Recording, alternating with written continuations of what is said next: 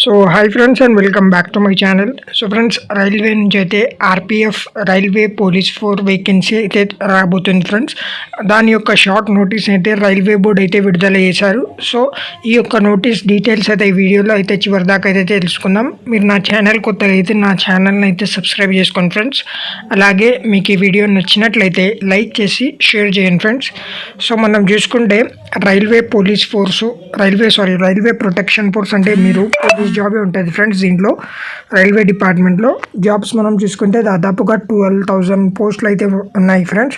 అందులో క్వాలిఫికేషన్ వచ్చేసి 10th pass మరియు గ్రాడ్యుయేట్ 2 రకాల పోస్టులకు అయితే నోటిఫికేషన్ అయితే ఉంటుంది.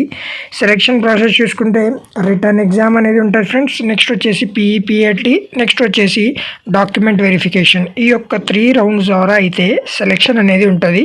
సో మనం చూసుకుంటే టోటల్గా పోస్టులు చూసుకుంటే ఫ్రెండ్స్ దాదాపుగా 12,000 ప్లస్ పోస్టులు అయితే ఉన్నాయి.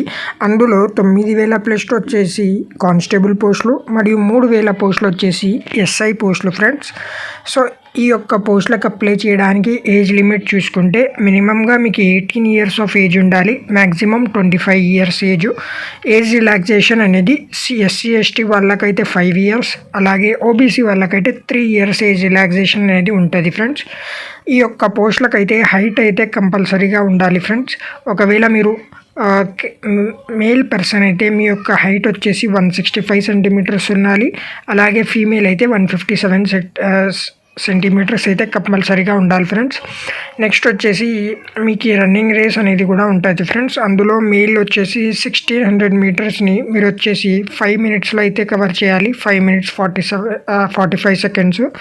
అలాగే ఫీమేల్ అయితే 800 మీటర్స్ రన్ని 3 మినిట్ 40 సెకండ్స్లో అయితే కవర్ చేయాలి.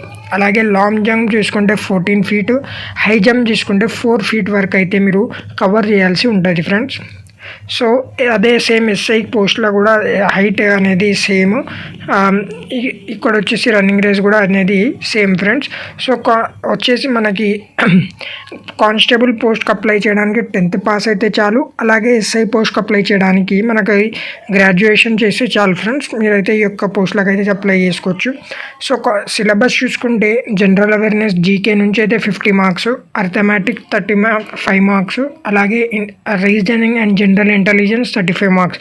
టోటల్గా చూసుకుంటే ఫ్రెండ్స్ 85, 90, 120 క్వశ్చన్స్ అనేది ఉంటుంది ఫ్రెండ్స్. 120 క్వశ్చన్స్ మనకి 1.5 మినిట్ అయితే అవర్ అయితే ఉంటుంది ఫ్రెండ్స్.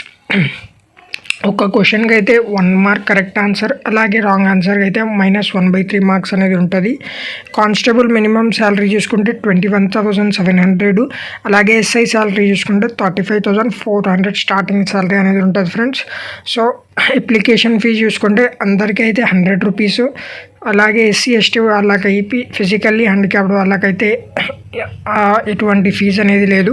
సో ఈ యొక్క పోస్టులకు అప్లై చేయడానికి మనం అఫీషియల్ వెబ్సైట్లో అయితే వెయిట్ చేయాలి ఫ్రెండ్స్. నోటిఫికేషన్ అయితే విడుదలయ్యింది, కానీ అప్లికేషన్ లింక్ అయితే ఇంకా వాళ్ళైతే యాక్టివేట్ చేయలేదు ఫ్రెండ్స్. సో లింక్ వచ్చేసి మనకి జనవరి 2024. సో ఈ నెలలో ఎప్పుడైనా రావచ్చు. నేనైతే లింక్ యాక్టివ్ అయినచో నేనైతే నా ఛానల్ ద్వారా అయితే తెలియజేస్తాను ఫ్రెండ్స్. సో అప్లికేషన్ ఎప్పుడైనా రావచ్చు. సో మీరైతే ప్రిపేర్గా ఉండండి ఫ్రెండ్స్. ఇలాంటి జాబ్ అప్డేట్స్ కోసం నా ఛానల్ అయితే సబ్స్క్రైబ్ చేసుకోండి. ఈ వీడియో మీకు నచ్చినట్లయితే లైక్ చేసి షేర్ చేసి మీ ఫ్రెండ్స్ అయితే షేర్ చేయండి ఫ్రెండ్స్.